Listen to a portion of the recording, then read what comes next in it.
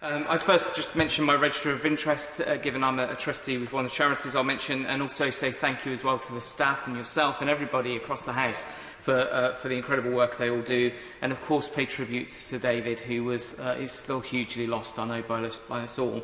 I wanted to just say thank you also to my community in Watford. Across my town, we have such an incredible wealth of volunteers and supporters and communities. When it comes to charity work, there's One Vision and Enoch and Harjit, who are both friends and colleagues when it comes to working for the local community. Small acts of kindness, Goods for Good, Hand on Heart, Sewer Day, New Hope, a fabulous homelessness charity, Peace Hospice, Salvation Army, Rotary Club with the most magnificent lady called Akhtar, who is an incredible force for good. But also the volunteers who are working to deliver my mental health first aid initiative to train 1,000 mental health first aiders across Watford. The Watford and West Herts Chamber of Commerce and their team have helped deliver almost halfway of my 1,000 target already, which I'm incredibly proud of, I have to say, and very grateful to them.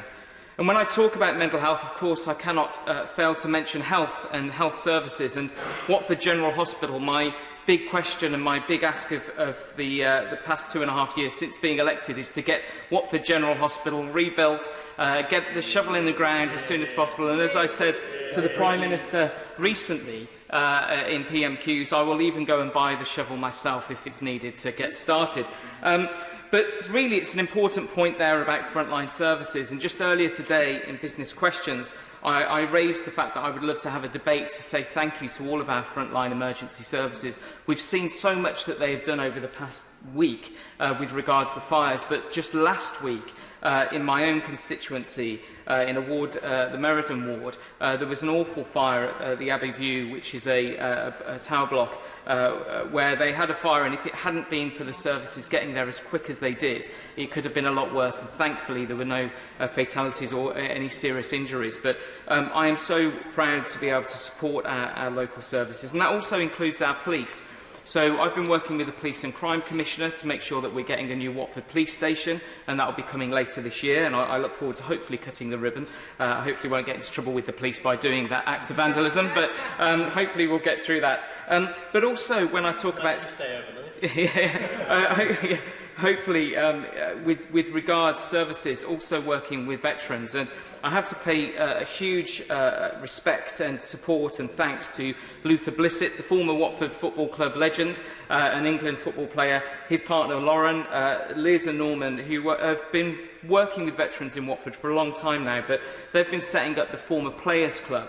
And what they're doing through that is creating a tailor-made, and I say tailor because of Graham Taylor and the impact and inspiration he's been, to create Forces United, which I believe will be launched today, to help create a Forces Forum to help veterans.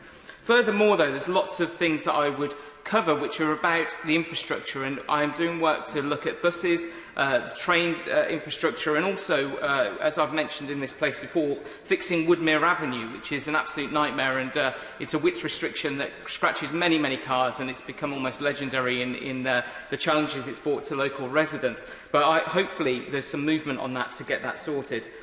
But what I've seen over the past 2 years is how we've all come together to really work together for an interfaith perspective. The interfaith community across Watford is truly incredible, and when we go to places like the Peace Garden, where we're close to nature, actually we see all of the different faiths across Watford come together for the good of our community. And that really ties into the environmental message and how we're trying to tackle waste in Watford. I set up my Dean's Green team, and I'm very grateful to the young people who've been involved to help make that a success, and we've got lots more to do, but listening to young people about the environment I think is critical. Oh yes, absolutely, thank you. My honourable friend makes a really important point in terms of environmentalism. I'm presuming the Green Team is litter picking and other interventions. In terms of young people wanting to help their environment, it's one of the most positive things that they can actually do. And I find in schools, if you do that visit and then follow up with a litter pick, then actually young people, and I've seen this in my own constituency, really benefit because they're seeing that directly in their community. Absolutely, I thank my friend for her intervention, and absolutely, that's definitely coming. We're planning on doing litter picks and all sorts of things, but also look at how we can tackle waste and food waste across the area, especially with organisations such as Random Cafe, who do amazing work. But across our community, culture is at the heart of that. And we've got the Harry Potter studio tours, but also the Leavesden Studios, which is, films magnificent Hollywood, what would be Hollywood movies, but they're Watford movies, I should say.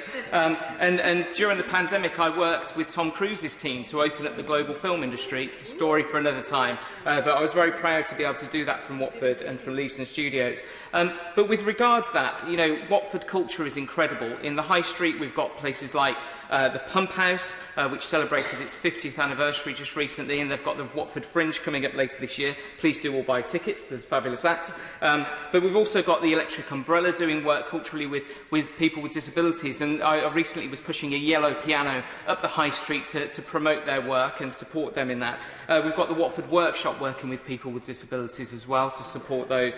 But also we've got fantastic clubs like the Deaf Club. Again, they celebrated their 50th anniversary just a few months ago, and I was proud to be there. But just very finally on culture, as I've raised in this place just a few weeks ago, I put in a petition to save the local nightclub, Prism Nightclub. Nighttime economy is absolutely critical to support that, and I was very pleased that just last week the second reading of my private members bill to make sure workers could keep their tips in hospitality and elsewhere went through. So I would like to say thank you to you all, have a fantastic summer, and I look forward to seeing you back in September. Thank you.